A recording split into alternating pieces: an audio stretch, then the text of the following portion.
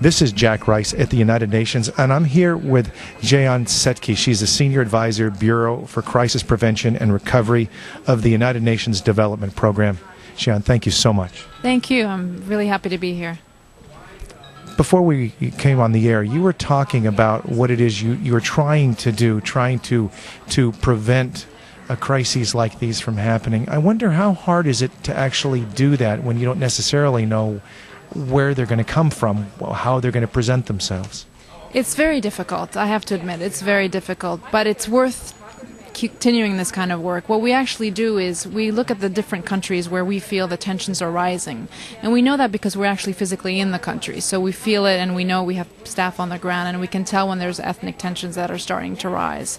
And then we work with the local communities to try to sort of manage the tension and to try to have people have inclusive dialogues between communities to try to lower the tension, and then try to have our people also work at the national level to inform them, look, we know there's tension happening here, let's try to work together to reduce this kind of tension. But I have to be honest with you, it's difficult work. It's not, what's considered really sexy work, if you will, because the results, you can't claim that you've prevented a conflict from happening. So, in terms of donor interest, it's also harder to get people excited about this kind of work, but it's definitely very important because, as you know, if we invest more in prevention, we'd have less conflicts. Yeah, but you and I both know, because it is not sexy work, because there's no definitive results. When you succeed, you fail, so to speak, right? That it's hard to say to somebody, give me $1, even if that dollar would save 5 down the road. So how do you convince those people to think big picture when sometimes they can barely think small? Agreed, but you'd be surprised. I think, in our conversations with our donors and with other partners, the more we educate people about the kind of work we're doing and what we're trying to achieve, the more they buy into it. So I have to say, within the last 5 years or so, there's been a much increased attention to what we call conflict prevention, which is really about let's reduce the tensions when we see them arise so that it doesn't actually escalate to the level of conflict. So interestingly enough, people are getting more and more excited about this area and are donating more. But it is harder, of course. People generally will give directly to, sort of a crisis that has just happened. They'll give more readily to that than they will to preventing a conflict from happening in the first place. But we keep trying. It's funny, as you're speaking, all I can think about was I was sitting in the front room of an Albanian man in Kosovo. This was some years back. And I remember him bringing me tea, actually his wife bringing me tea and his children bringing me tea, and then racing out of the room, which is typical.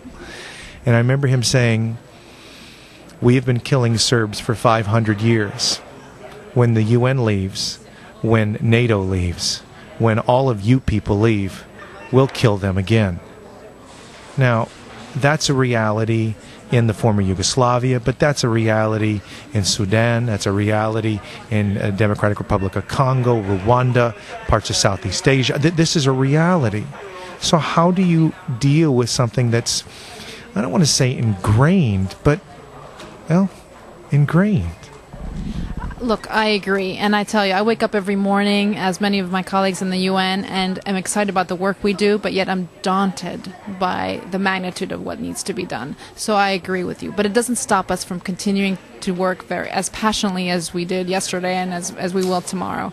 Having said that, I think there are other things that we also work on that help this issue. We also focus a lot on women, because people forget that if you don't involve women from the beginning, whether it's post-conflict or, in the recovery process, if women are not at the peace table, if women's needs are not taken into account, the conflict will probably start again. Why? Because we're not factoring in who's actually running the family, who's actually dealing with life when the men have either perished in the conflict or are off, in the conflict. So that's the kind of work that we also invest a lot in, is trying to make sure that women are involved at every stage of the process, to try to either lower the tension or in the post-conflict situation to try to make sure that women's needs and therefore their children's needs and their families' needs are taken into consideration, because that is vital for the recovery of any crisis or any conflict country. What's the impact of culture?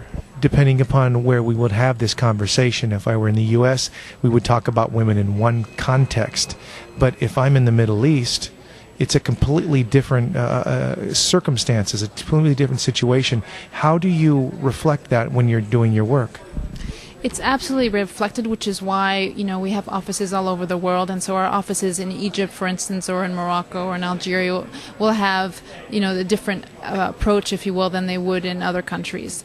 That's sort of the big picture. But having said that, we feel very strongly that women, whether they're sitting in Rwanda, Egypt, or the U.S., have the same rights and the same needs and can contribute as much regardless of where they're sitting. And crimes committed against women are crimes regardless of where they're committed. So that's something that we feel very strongly about, especially in the context of sexual violence against women in conflict situations. So there's absolutely no excuse. There's no cultural excuse, no religious excuse. It's a crime, period. Women should not or never be raped in conflict situations, period. It doesn't matter where they're from or who's committing the crime. It's a crime under international law. People have been taken to The Hague, as prosecuted against this crime, and that needs to trickle down so people understand that they will be held accountable. And until that happens, until the perpetrators feel there's a level of accountability there where they will be held accountable and their communities will see them tried, prosecuted, held accountable, unfortunately it will continue. And that's something that we are working very hard on also. You mentioned war crimes, and maybe that's part of the problem here, isn't it? That you're talking about prevention when there are crimes being committed as we speak. Again, just coming out of Sudan, I was seeing 10-year-old little boys who were just released from slavery. The same thing is taking place in the DRC. The same thing is happening to women in other places. And to say, let's try to do something to stop things that may happen. Others would say, you know what, why don't you stop the things that are happening now? And doesn't that in some ways undercut the efforts that you're making? I'm not saying they're not as significant, but to some it's kind of like, don't tell me about the house that's burning down tomorrow. There's a house burning down around us as we speak. Agreed, which is why we do both. But what we're saying is, if we can prevent this house from burning down tomorrow, we can actually, 10 years from now, the whole community from burning down. Because that one house might look like just one house today, but you know what, 10 years from now, it's the whole village that's going to be falling apart. So that's our perspective. We do both at the same time. We're dealing with the conflicts that have just happened, the conflicts that happened 5 years ago, and we're also looking at countries that we feel might be in a sort of a potentially difficult situation. I mean, those countries obviously don't like to be seen that way. No one wants to be sort of seen as a country that's potentially in conflict. That doesn't make them look that good. So we do this work quietly, discreetly, but we feel strongly about it, and we do it, and we get as many partners as we can on board to help us along the way. But we do feel it needs to be done. I don't think that the post-conflict work should be the only thing that the United Nations does. The prevention work is equally important. Thank you so much. No, thank you. Appreciate it. This is Jack Rice at the United Nations.